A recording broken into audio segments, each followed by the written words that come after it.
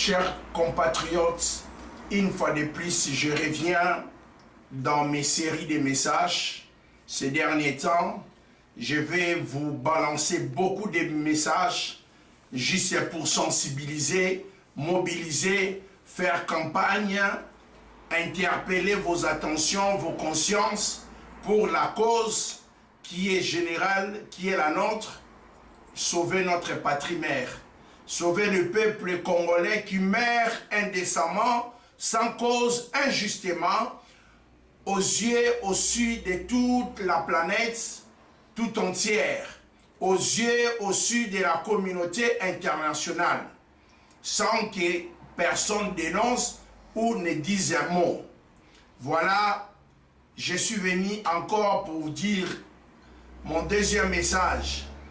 Le message est que Monsieur Moïse Katumbi, comme je vous avais précédemment interpellé, je viens réitérer mon message avec fermeté, énergie et détermination.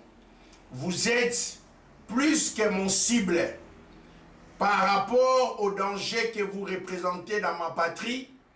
Je ne vous laisserai pas un centimètre d'espace pour détruire mon pays. Vous avez beaucoup détruit mon pays. Vous avez totalement, profondément, largement détérioré la situation. Vous avez détruit l'espoir et le destin du peuple congolais. Vous êtes libre dans votre cage, dans votre enfermement, dans votre circuit fermé. Vous avez soutenu Kabila pendant 10 ans. Kabila est arrivé au pouvoir par les moyens que vous connaissez. En 2001, il n'a jamais été élu. Kabila a accédé au pouvoir par moyens dictatoriaux, par les voies de criminalité.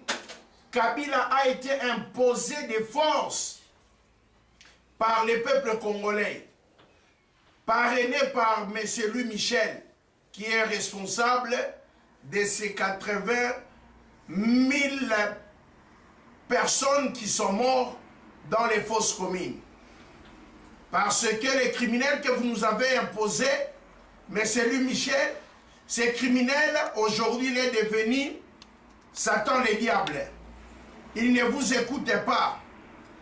Mais, pendant qu'il tue le peuple, qu'il est censé les protéger conformément à la Constitution, vous dormez chez vous dans vos châteaux en Belgique tranquille.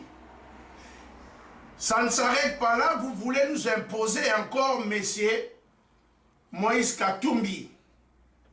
C'est un sujet rwandais, italien, tanzanien, il est tout sauf congolais. Il est tout sauf congolais. Il n'est pas congolais. Il est tout sauf congolais. Voilà, sur ce, je viens ici présent vous dire que nous n'allons plus accepter l'inacceptable. Monsieur Moïse Katumbi, vous avez dit lors de l'une de vos interventions médiatiques, tout récemment, en 2018, pas plus loin qu'en 2017, que Kabila était un bon président, mais par le fait de ne pas pouvoir organiser les élections, Kabila, vous les jugez, vous les qualifiez d'un mauvais président. Mais c'est Moïse Katumbi, vous vous trompez. Arrêtez de croire, de tromper le peuple congolais, vous ne nous trompez pas. Vous vous trompez vous-même et votre femme, la rwandaise. Et tous les corrompus et les corruptibles qui courent derrière votre argent que vous avez amassé dans notre pays. Vous nous devez 8 milliards. Mais c'est Kabila qui vous a soutenu, que vous avez accompagné dans ces crimes pendant plus de 10 ans. Il a été arrivé au Congo par les armes. Il a pris le pouvoir de force. Aucune fois, il était congolais. Vous le savez très bien. Vous en êtes très conscient. Qui a voté Kabila en 2001? Personne. Qui a voté Kabila en 2006? il a perdu face à Jean-Pierre Bemba. Qui a voté Kabila contre les surpopulaires? Papa Tshisekedi. Il a échoué. Il a récolté moins de 20% des voix. Aujourd'hui, vous nous dites que Kabila est un mauvais président juste puisqu'il n'a pas organisé. Le mécanisme était que vous nous fassiez la politique des permutations.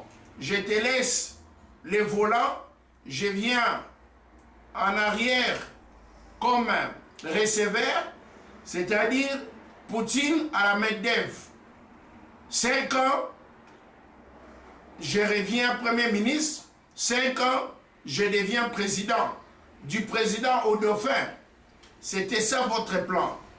Alors, monsieur Moïse Katumbi, sachez que vous avez affaire à moi personnellement. Je suis peuple congolais de premier rang. Je suis congolais de père et de mère. Je ne vous laisserai jamais en paix. Pendant que je serai en vie, vous devrez nous rembourser les sites à 8 milliards que vous avez pris par le minerai que vous avez vendu dans les sociétés minières. Plus de 300 compagnies minières frauduleusement exploitent nos ressources, nos richesses, pour que vous puissiez prendre et bénéficier des commissions. Vous avez vendu les gécamines, le minerai congolais, comme si vous vendez les pains dans un marché à Siperlemba ou Angaba. Ça, c'était la première des choses. Deuxième des choses, je viens dire ici, Monsieur Vital Kamerhe, vous n'êtes pas un bon candidat. Vous n'êtes pas de l'opposition. Vous avez aidé Kabila à détruire notre pays. Vous avez participé à la destruction totale, profonde de notre pays. Monsieur Vital Kamerhe, vous êtes un danger plus que permanent pour la paix, la sécurité, le bonheur et l'avenir de mon peuple congolais. Monsieur Vital Kamerhe, vous êtes un sujet rwandais, burundais, hutu, j'ose le dire. Je ne vous qualifie pas d'un Tutsi. Vous êtes un sujet rwandais Banyamulenge qui n'est pas tribu dans notre pays. Alors, sachez une chose, vous êtes le malvenu dans mon pays. Vous n'êtes pas un bienvenu dans mon pays. Et je l'ai dit, je vous le confirme, que M. Vital Kamerhe, vous devez être conscient que votre place dans la politique de mon pays est déjà révolue. Votre place est déjà révolue. Vous n'avez pas de place dans mon pays. Vous n'avez pas de place dans mon pays. Vous avez accompagné Kabila. Vous avez dit, voici pourquoi j'ai choisi Kabila.